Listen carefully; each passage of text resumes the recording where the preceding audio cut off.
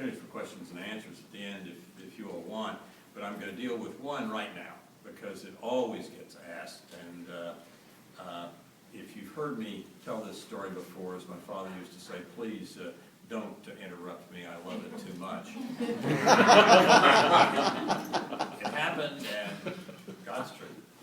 It happened because in the fall of my first year at the agency as director, my Stanford reunion, my 30th Stanford reunion came up.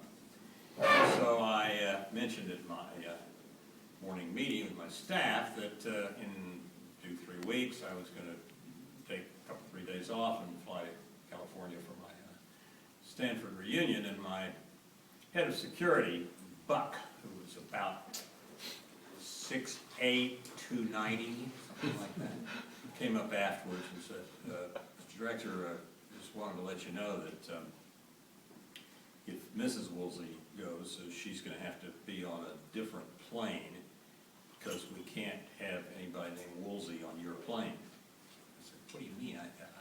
My name's Woolsey.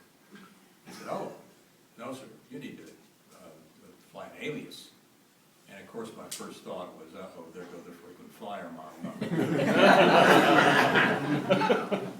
So I go up to the airport, we put my wife on a flight, perfectly fine, separate flight, and then I go on a flight, ushered on by these two big security guys. And we stop by the cockpit, they show the pilot and chief flight attendant, they're carrying weapons that they're authorized to by the federal government.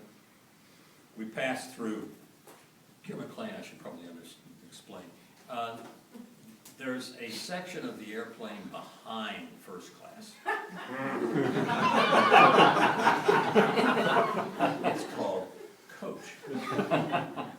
We went through first class, actually, and took this back to the back of coach, and there are the 3 seats right in front of the John that you can't even lean back in because, and I was in the middle of these, and with a 290-pound guy on one side and about a 230-pound guy on the other. We fly to California for 6 hours or something. As we're getting off and walking down the jetway, the flight attendant came over and whispered something to my head of security. And Buck just cracked up. Now, I had not seen 280, 90-pound Buck even smile in the 8 months he'd been my head of security. But he just cracked up. So I couldn't figure it out. So I kind of drifted over toward him as we're walking down the jetway. I said, what's so funny? So you know what she said? She said, I've been on these flights now for nearly 20 years, and that is the politest and best behaved prisoner that we have.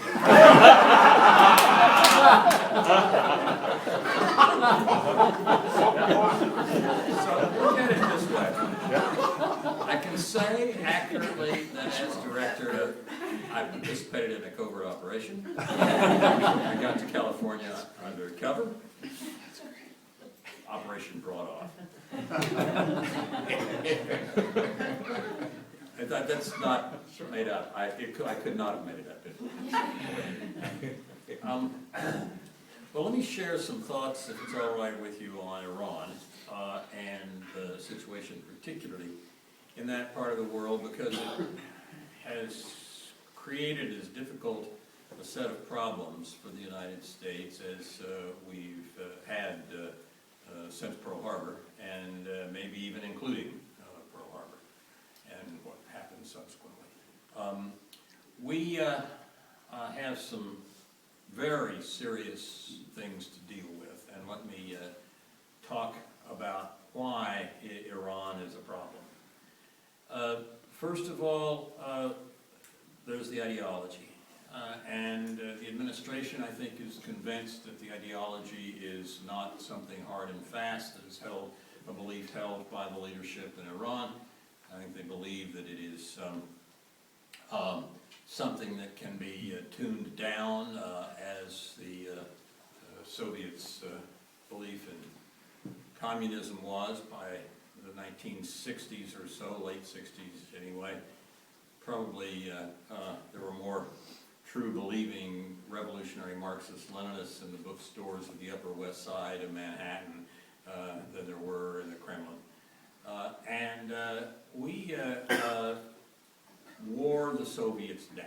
Not only did we wear them down with respect to the amount of resources they had to spend, with respect to the superiority of our technology and their fears about things like strategic defense initiative, but we wore them down, I think, just in terms of their realizing how thoroughly rotten and ineffective their ideology was.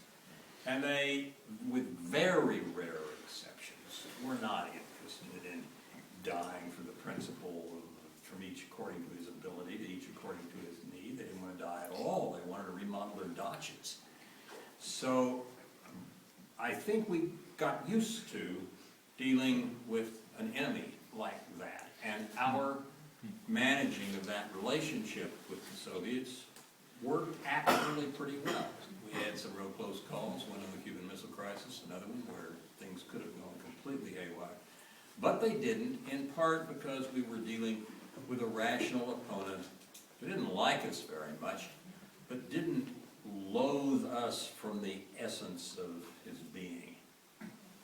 We're in a different situation now, Iran. We are in a situation where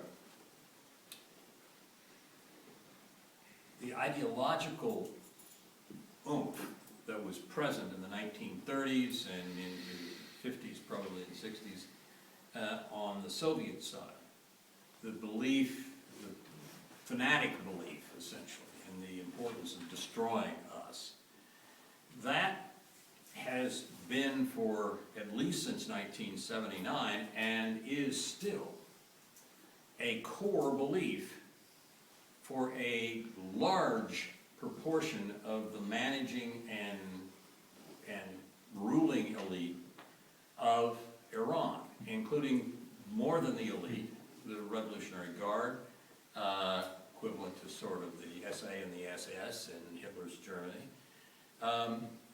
Except they own a big chunk, which the SA and SS did not, they own a big chunk of the Iranian economy and manage the nuclear program and the rest. And their ideology is the one that drove them into the streets in about 15 years ago and helped them get in the state of mind in which they tortured, raped, and killed large numbers of young people who were trying to take Iran in a positive direction and save the election from having been stolen as it was by Ahmadinejad. So the first point is that we are facing in Iran, at least in my judgment, a very, very motivated and angry and religiously motivated enemy.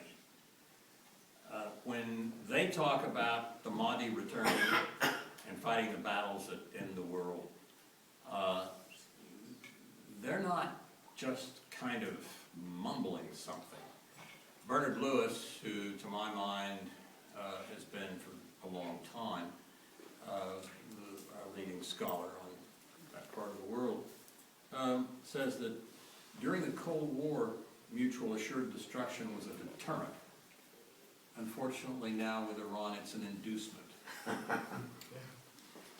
And the road that Ahmadinejad built from Qom up to Tehran so that the Mahdi would have a nice road to travel on after he came out of the well, which he fell into sometime in the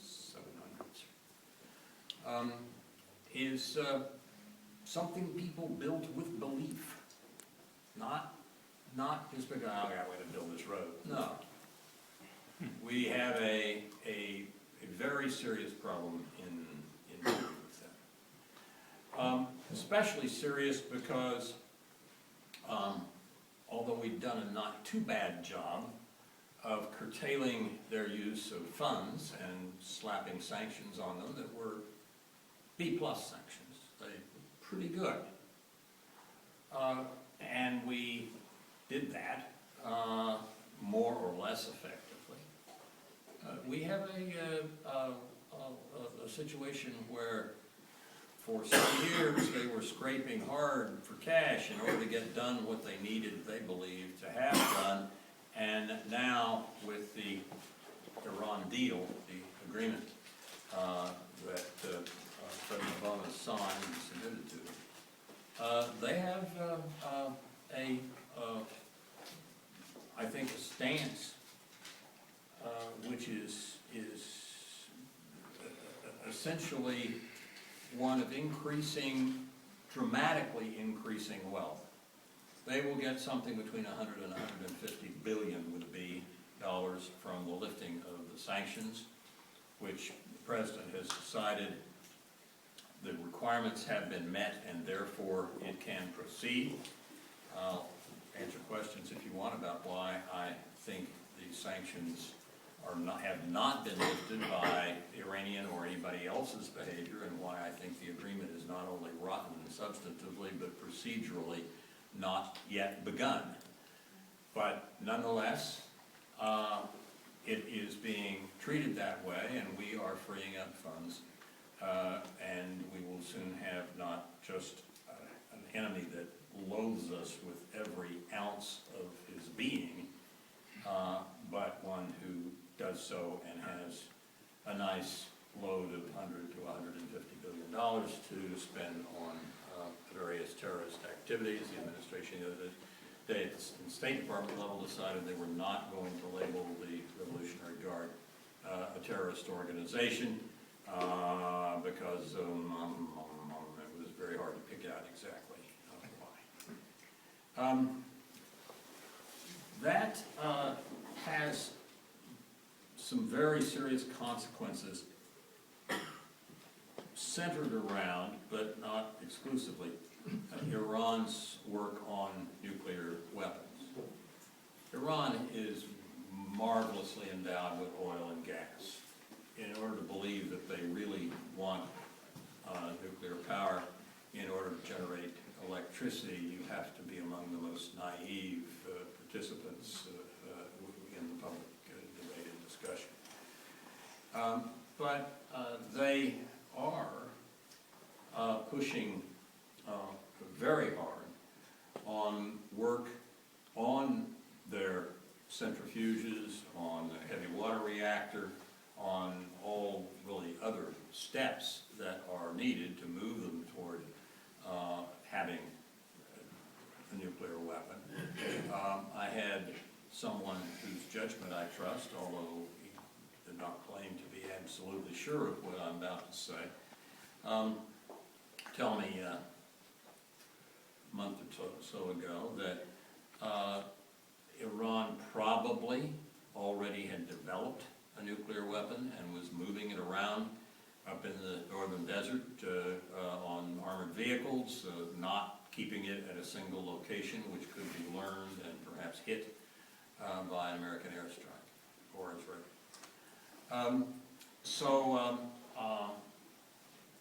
We don't know, I don't think for sure, but they either have or are very, very close to having a nuclear weapon, and the theoretical limits that are imposed by the agreement, which might mean that they are a year or a year and 3 months or something away from having a nuclear weapon, I think is an extremely cautious estimate. I think the chance is reasonably good they have one, and better than reasonably good that if they don't, they'll have one very, very soon. That creates a whole host of problems for us, because our colleagues, sometimes they're friends, sometimes they're not friends, sometimes they're allies, sometimes not, but let's call, for example, the Saudis our colleagues in dealing with Iran.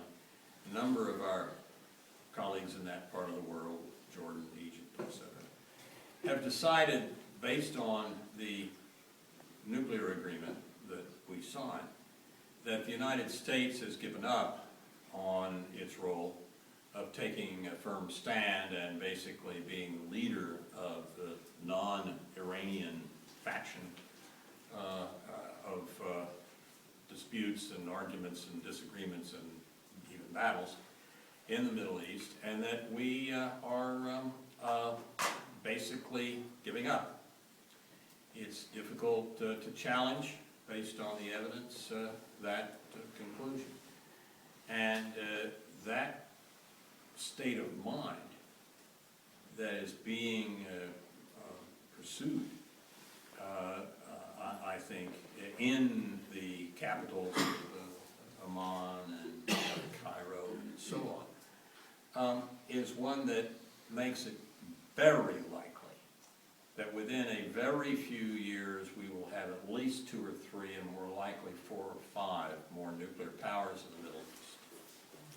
Now, we had a couple of confrontations with the Soviets, one in which they had a new submarine weapon, a nuclear torpedo at the time of the Cuban Missile Crisis that we didn't know about. And they had 2 submarines outfitted with these nuclear torpedoes. And when we imposed our blockade, essentially, and started death bombing the Soviet submarines in order to scare them to the surface, it worked with all but one, and their communications were down, their cooling systems were down, they were all frying down there and getting angrier and angrier. There was a skipper, a commander of the 2 submarines together, a skipper for each one, and a party boss. Each of those 4 people had a key, and if those keys got turned, the nuclear torpedo would have been launched at an American ship. There would have been a nuclear detonation, and 3 of those 4 men turned their key. One did not. The skipper of the boat that had the weapon on it refused to turn the key. And in a situation in which in the Middle East we had Iranians and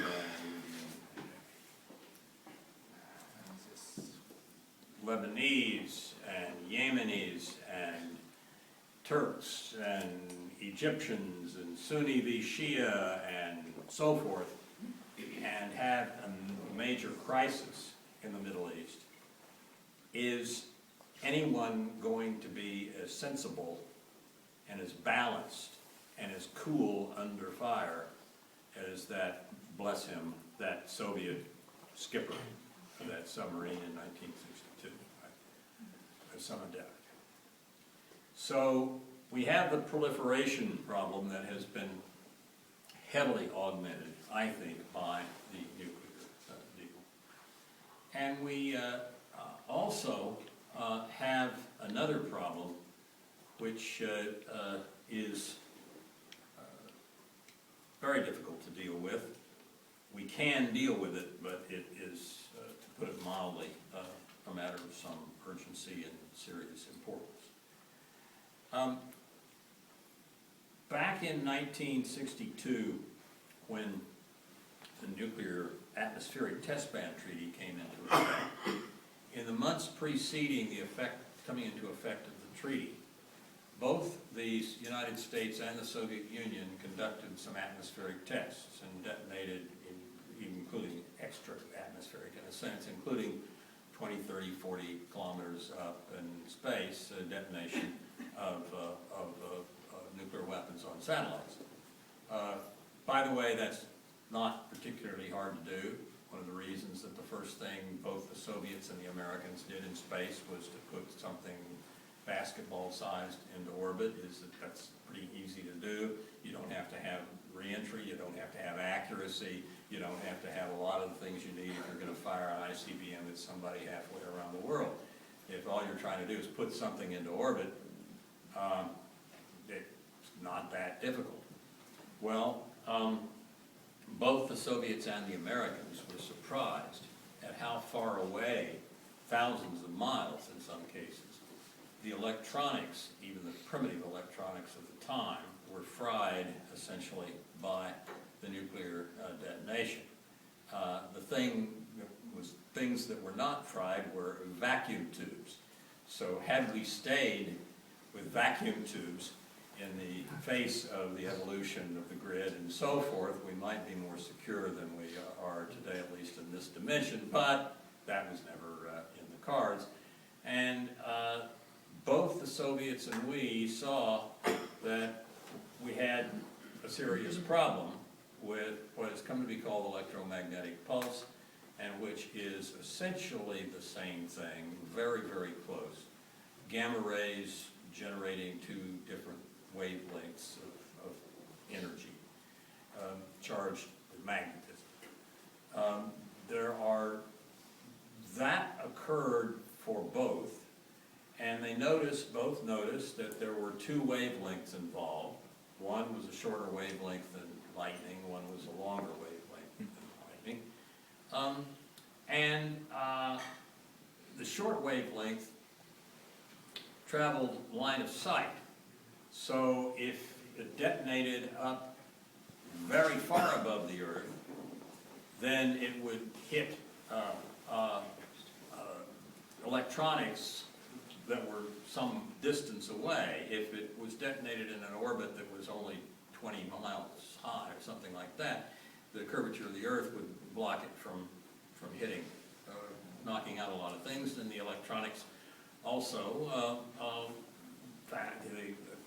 they found out in these experiments that the long wavelength would hit transmission lines, ride along the transition lines, destroying the transformers as it went, and continuing to ride along the transmission lines. The Soviets decided to test this in some detail, and they effectively twice blew out Kazakhstan's energy grid, calling to mind the line from Stalin, "We need Armenia, but we don't need Armenians." So Soviet rulers of the early and mid-60s apparently felt that way about Kazakhs, but they did have some very detailed experimentation. We had a bit. We both hardened our strategic forces, presidential aircraft, and so forth. And in the United States, we've never done much else, because we've always regarded this kind of as part of nuclear war. And of course, if there were a nuclear war, lots of stuff is going to go up in smoke, including probably the power grid, but why are we more worried about that than anything else? The Soviets have been more sophisticated, and they and the Chinese. If you're interested in this, I would recommend a book by General Slipchenko, S-L-I-P-C-H-E-N-K-O, called The No Contact War. The problem is that one might well be able, and the Soviets know more about it, so unfortunately, than we do. The Russians, I keep saying Soviets, starring history. The Russians know more about it, and the Chinese now, than we. And there's a real risk to having an electric grid that is not shielded from electromagnetic pulse. You probably want to shield it anyway, because an electromagnetic pulse generated from nuclear detonation is a very, very close cousin to a solar coronal ejection, which is essentially a activity by the sun that has the same effect, and that's been hitting the Earth for 4.5 billion years. So it's not a new event here, and every few years something passes very close to us that would create some of these very serious difficulties. It also is something that happens when it happens every few hundred years at a very special intensity, often called a Carrington event because of the name of the astronomer that first tracked this kind of thing. So there's a very good reason for us to protect our electric grid and especially, and all of our electronics, whether or not we think there might be some Iranian or North Korean event in which a launch at us would occur. We need to do this for reasons of defending against solar events anyway. But the problem is that if the electric grid gets knocked out, and especially those long wavelengths that ride along the transmission lines and destroy the transformers, we got 18 critical infrastructures in this country, and 17 of them depend on the 18th, which is electricity. The others being food, fuel, water, finance, medicine, etc. And if the grid goes, those all go too. So people do things when the electricity is out that they would probably do here. They take their gasoline can down to the corner filling station to fill it up and run a generator for a few days while this all gets sorted out, and then they realize they can't turn on the pump for the generator because it's electric. Indeed, almost everything is electric in one way or another. So the possibility of losing our infrastructure is not fanciful. I wish it were. I wish this were science fiction. It would be fine. It's already generated a great deal of science fiction. If one wants one book to read to get a feel for this, there's a short novel by William Fortune, Fortschen, called 1 Second After. He's got a new one called 1 Year After, I haven't read, but the one that's a couple of years old called 1 Second After is about a small town in North Carolina right after the nuclear weapon goes off in space and takes out the electric grid. For starters, there's one guy in the town who has any transportation. He can drive his Edsel because his Edsel doesn't have any electronics in it. He's an old car collector. But the point is that one has to realize that we're not talking about moving back into the 1980s pre-web. We're talking about moving back into the 1880s pre-grid, and very few of us have enough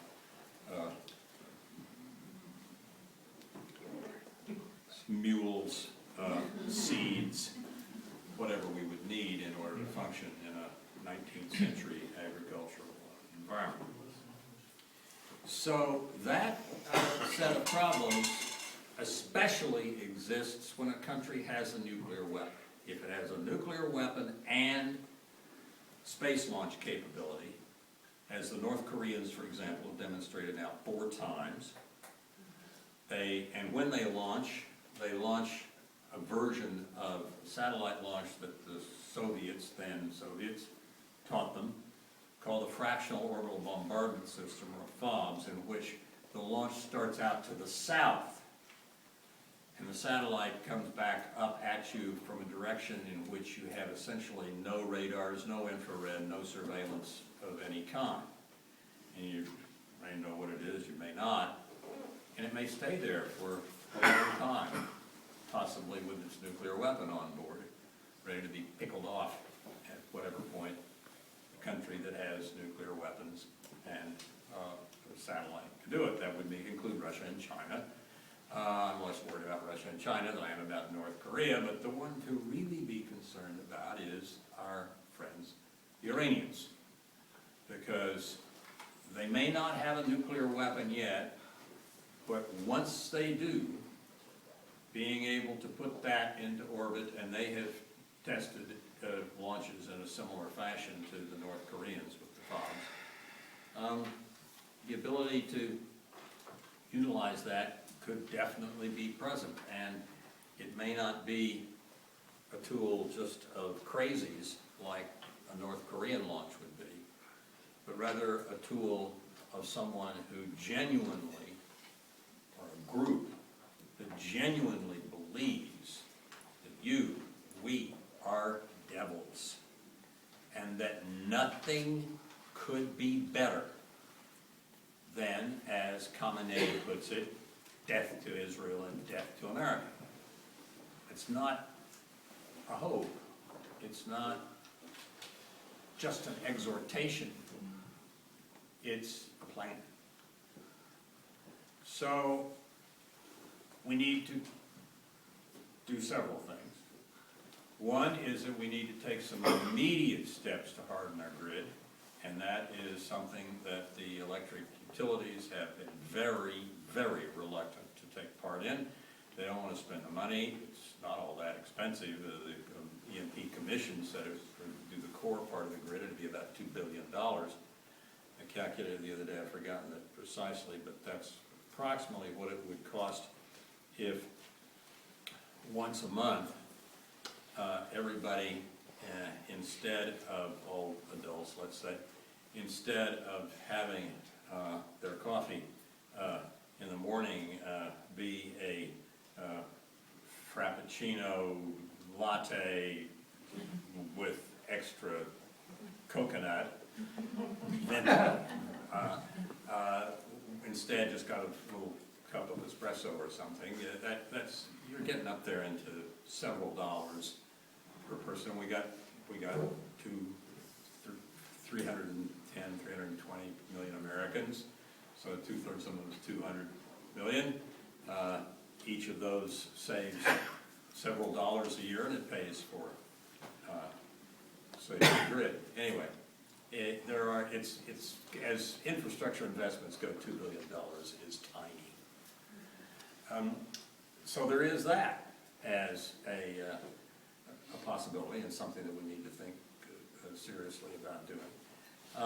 There is trying to cut off Iran's supply of money, which we may be able to do with the president has decided to implement the agreement and to let Iran have the $100 to $150 billion that has been held up because of the sanctions, even though the terms of the agreement were not fulfilled by Iran. It did not transmit the full agreement to the United States.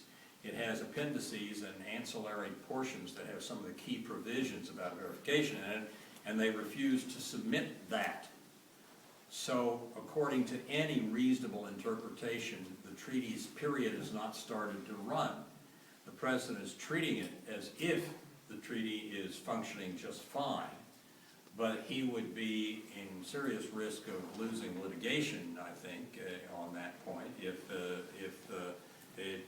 someone could come to that. So you had the possibility of litigating this, might have something to do with the next administration, depending on whoever it was. There are probably other steps one could take, but we have to do everything that's possible, that's imaginable, in order to try to, for example, get our allies, Germans and others in Europe especially, to refuse to go along with releasing, at least releasing rapidly, the sanction money to Iran, because if we can do that, if we can slow things down enough, we may have a chance of convincing a lot of people, particularly in Europe, not to go forward, because if they start spending and the treaty is not legal under American law, they've got a chance of losing a lot of money in litigation by all of our eager plaintiffs' representatives in the courts in the United States. There are things that can be done. None of them is ideal.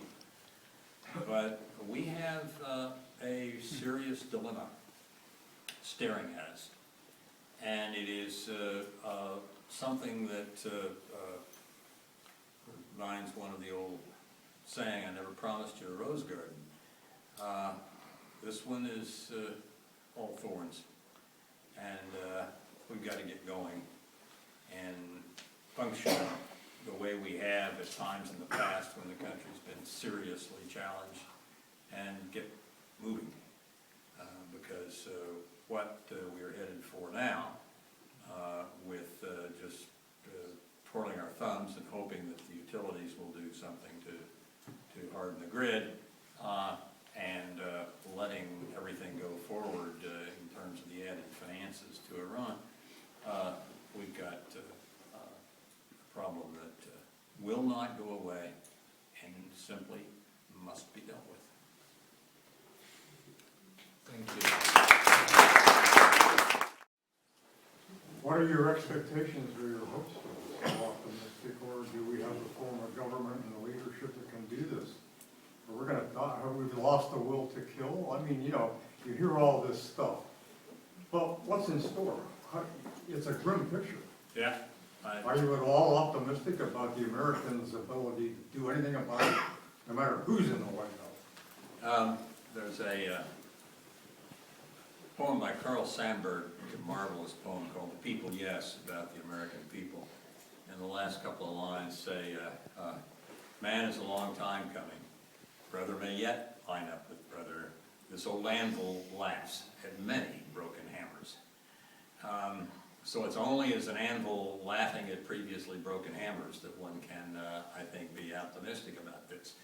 You got to have presidential leadership, and that's going to depend, if we can kind of get through the next 17 months, that depends on who the next president is and what he or she decides to do about this. Because if you have the president and the Congress acting together, there's a lot that can be done in terms of hardening the grid quickly.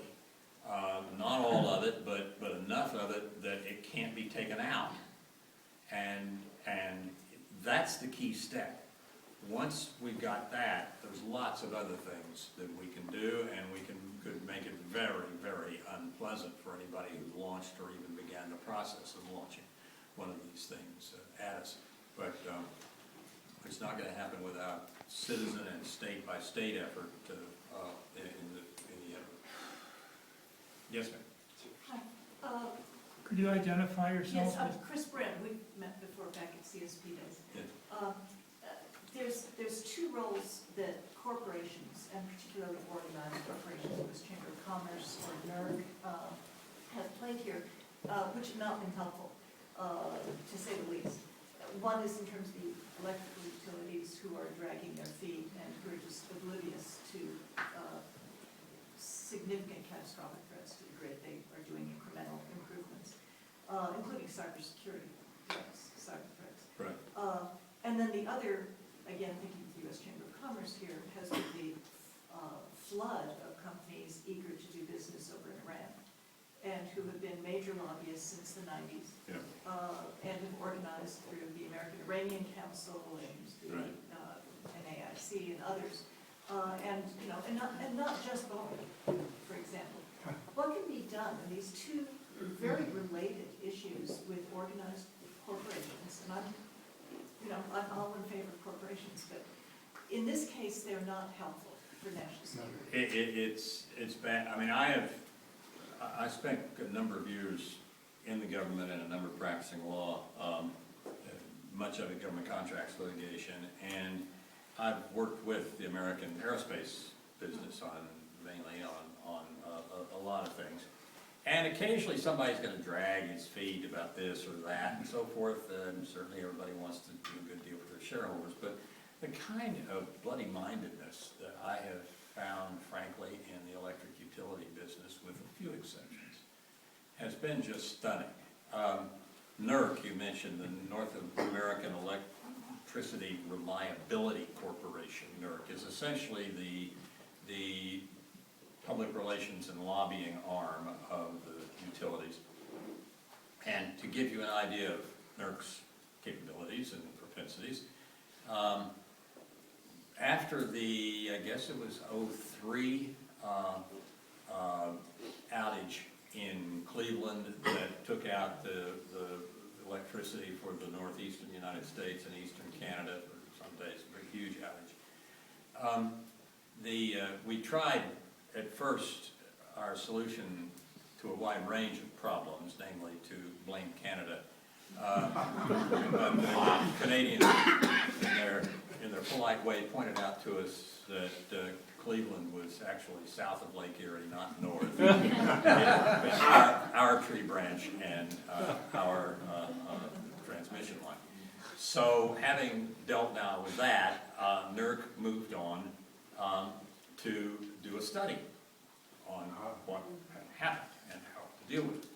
And as time went on, the study got sort of whittled back to a point where the study became one that was entirely about how to cut tree branches that were near power lines. And the tree branch study took 3 years and 8 months for NERC to complete. What's interesting about that period of time is that's the exact amount of time the United States was engaged in World War II. From Pearl Harbor to the surrender in Tokyo Bay, it was 3 years and 8 months. That's the pace at which the American utilities are moving in order to deal with this issue. Gordon Middleton, Patrick Henry College. Perhaps segueing on your comment about pace, the next 15 months are problematic. There have been some suggested, if not legislation, at least sense of the Congress among, and suggested by unnamed senators at this point, to essentially, if I understood correctly, to put, as you alluded, some of the banks and industry people on notice about being very careful about the pace and the extent to which they release funds to the Iranians because of their potential liability that they might incur as a result of their actions. In this interim period of time, do you, A, hold out any hope that anything like that might actually happen? And would it at all be effective? Well, several people who were on the various, there have been 6 commissions, congressional, and one from the Academy of Sciences and Engineering, a couple from the Congress. There have been 5 or 6 commissions over the course of the last 15 or 20 years on this issue. And much of it just got declassified relatively recently, which is one reason it's kind of sprung on people. That history has produced a situation where things get proposed, like that one of the commissions has come up with, such as a requirement for the Defense Department to work closely on its military bases with local utilities, because our military bases, their power comes from off base. They used to have on base power, but nobody does anymore except China Lake in California has a hot steam generating capacity underneath it. But that's all. Everything else is done on the grid, and it's a real difficult thing to persuade people to work on. The utilities just don't want to, and they lobby hard before both the House and Senate to keep proposals like the work together with the military proposal or anything that would be sensible from becoming law. And some people I know who've been in this business and have a much better background in lobbying than I do, which is zero, are working the Hill some and talking to various senators and congressmen and trying to get language into the bill at the last minute, but it's tough. This is, a congressman who has his local utility and several executives from it come to him and say, look, we can't put up with anything that would add to our costs and maybe we'd lose some jobs here. He's not tremendously likely to challenge him. He might try to find some way to help us a little bit, but it's tough. Yes? I'll identify myself as Jim Canan, retired, semi-retired aerospace journalist. I remember, is there a parallel here? I remember when cybersecurity first came in, and I was writing about it. And I interviewed several companies, including Boeing, all, what are you doing about it? And how are you working with the federal government? And there was a kind of a general attitude in keeping with what you were just saying that way. Well, one thing we have to do is keep the government out of it. We don't want them to stultify our creativity, and we don't want, all so forth. But, in the 5 years since that was kind of the prevailing attitude in the private industry, there seems to have been more cooperation and more of a general recognition. I don't know, but is there a parallel to be drawn here? Is it a question of somebody in the government, perhaps a president, who knows, leading the way here and telling them? A president who was willing to take this on is the only answer. Because the American electricity business, I mean, you used to have kind of a local power plant, and you try to do the people who were on the commissions. That's all gone with the wind. People the power gets generated and transmitted and exchanged, and you're shipped in a few seconds from British Columbia power to Alberta power to New Orleans power, and it's trying to figure out who's in charge of what is a mess. FERC, the Federal Energy Regulatory Commission, is in charge of transmission rates and some things about transmission, but not all. It had a very good chairman here a few years ago who was trying to reform things, and so they cut back on his authority. NERC, what I was describing, is the lobbying arm, and they are the NERC of the 3-year and 8-month tree branch study. It's that you got local commissions, the Public Service Commission, utility commissions. They have some authority in different ways in some things. Department of Energy has virtually no authority to do anything except studies, and they have a small staff that does studies. It's a mess, and there's nobody really in charge. And when we went private with everything, so people could make money, that's fine, that's good, if you can do it in a way that doesn't have perverse incentives, as well as financially encouraging incentives. And what we've got now is a mess. I'd like to take the prerogative of the chair to ask a question. My colleagues at the Middle East Media Research Institute, Yigal Carmen and so forth, have been trying to point out that Iran hasn't agreed to this nuclear agreement. Not the Majlis, not the Guardian Council, not the Supreme Leader, who indeed issued, they've got 16 or 18 new stipulations, without which nothing is going to happen. So number one, do you agree with that? Number two, if that is so, and the United States continues to live in this act of denial, this state of denial, we could hardly expect the European countries you mentioned to take a harder line with Iran on these financial issues than you It's a good suggested. point. Yes, it is hard to ask them to step forward when we are so retreating. This is something that people are used to the United States leading, and we're not now. We're not even following. It's kind of messing around,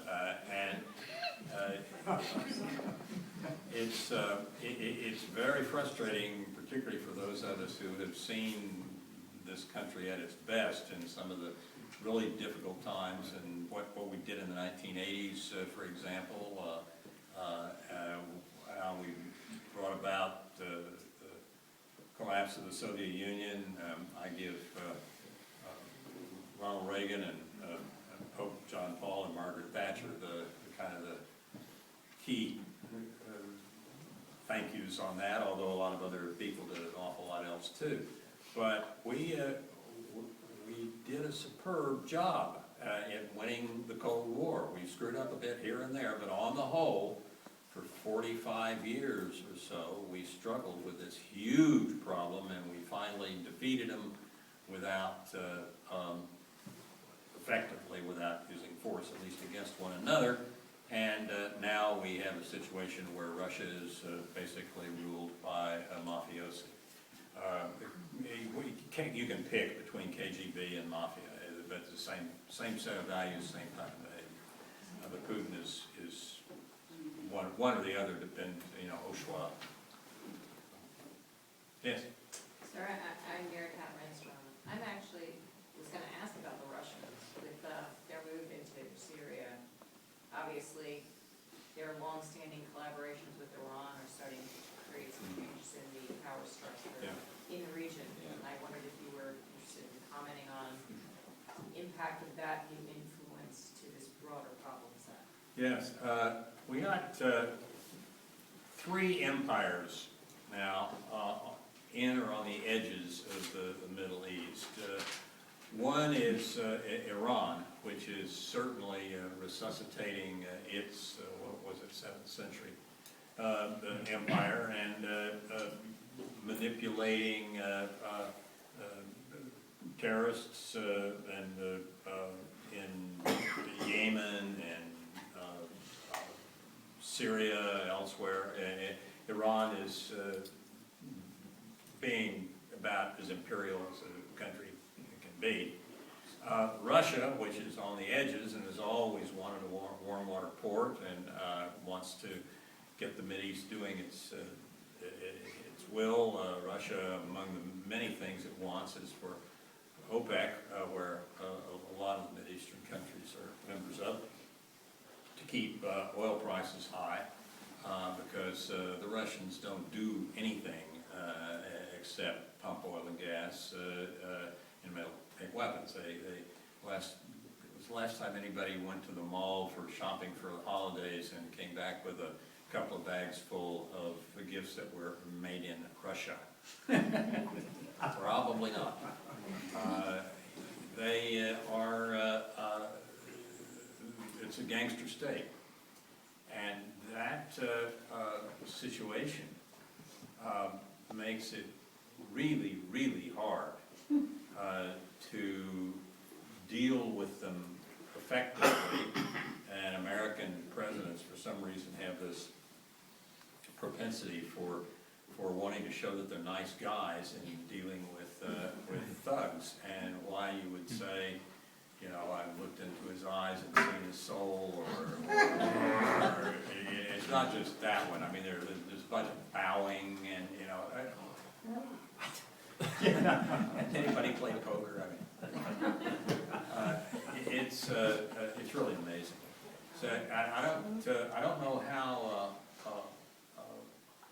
we're going to get out of it, except to like somebody who thinks this is all nonsense, and there are a few folks who are part of the process who seem to look that way. Yes? Sir, I'm Cindy Ayers. I'm a consultant to the U.S. Army War College. We know through various sources, Reza Khalidi being one, that Iran and North Korea have been working together in terms of their nuclear weapons testing. Mm-hmm. Do you know, has there been any indication whether or not Iran was involved in the launch of the KSM satellite? I don't know of anything concrete. There are certainly suspicions, because the North Koreans and Iranians are just blood brothers on these issues. They exchange people all the time. They're present in one another's tests. There's almost nothing they don't do together.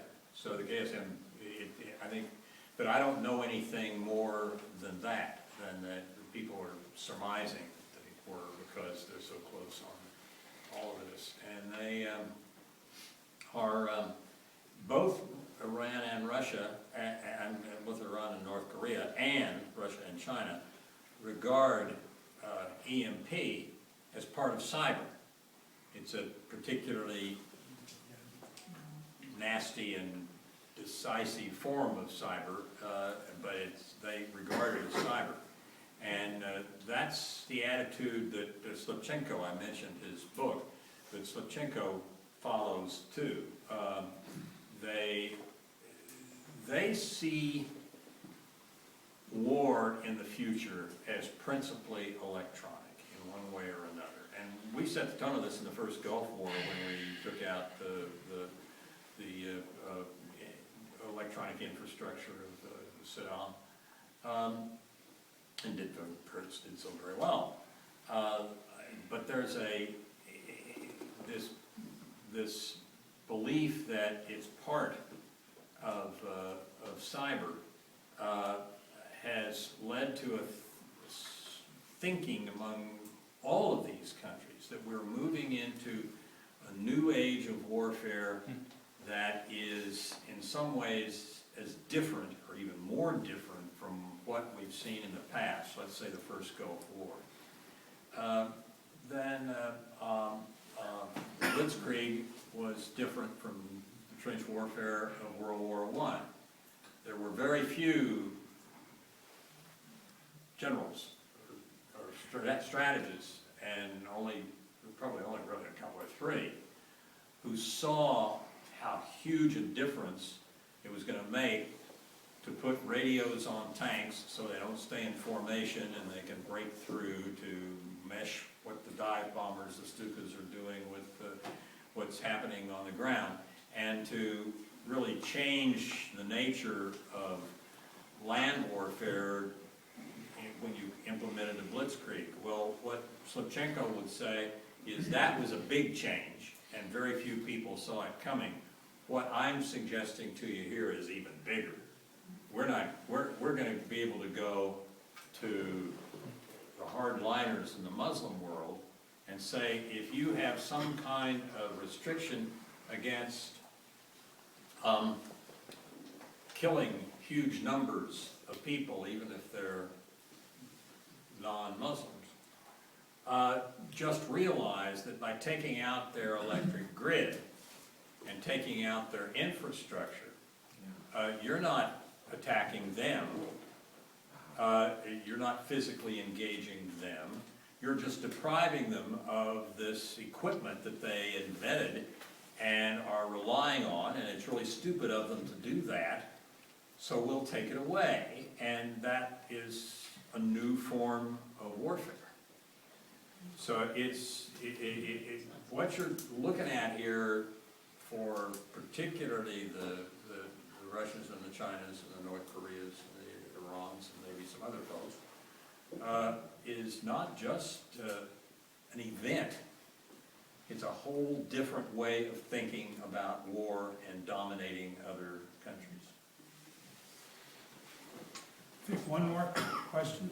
Mark Mencia, defense analyst. Sir, about 10 years ago, a wise mentor of mine told me that the way to deal with the Middle East is to shame them by commissioning a South Park episode that challenges their manhood and gets people to laugh at them instead of giving them respect. You still think that's a good idea?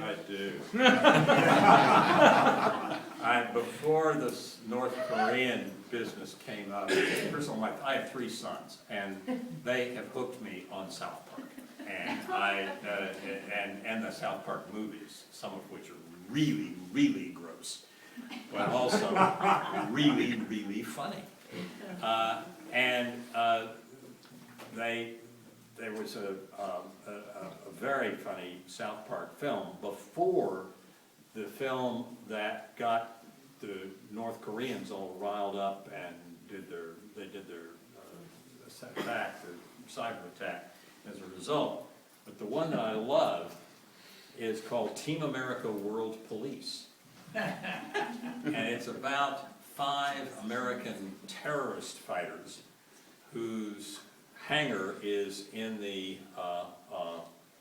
South Dakota in the mountains, and the jaw of George Washington opens up and they fly out in their 2 terror-fighting aircraft, and it's 3 men and 2 women, and they talk like,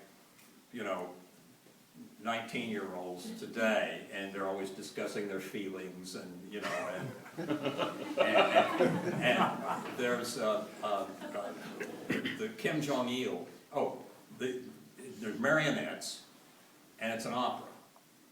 And Kim, this is back, so it's not long enough ago, it was Kim Jong-il. Kim Jong-il is a tiny little puppet, and he has not only an Oriental L and R confusion, but he also has an Elmer Fudd Wicked Wabbit accent. And so when he sings his aria, I'm So Lonely, if you'll forgive me, it comes out something like this. I'm so lonely and sad and alone, just me on we, sitting on my werewolf throne.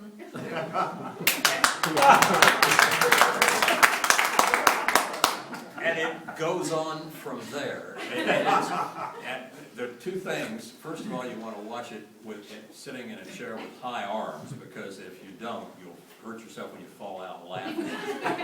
And the other is, I would probably suggest that you not have any young children in the room, because among other things, this movie has the grossest puppet sex scene in the history.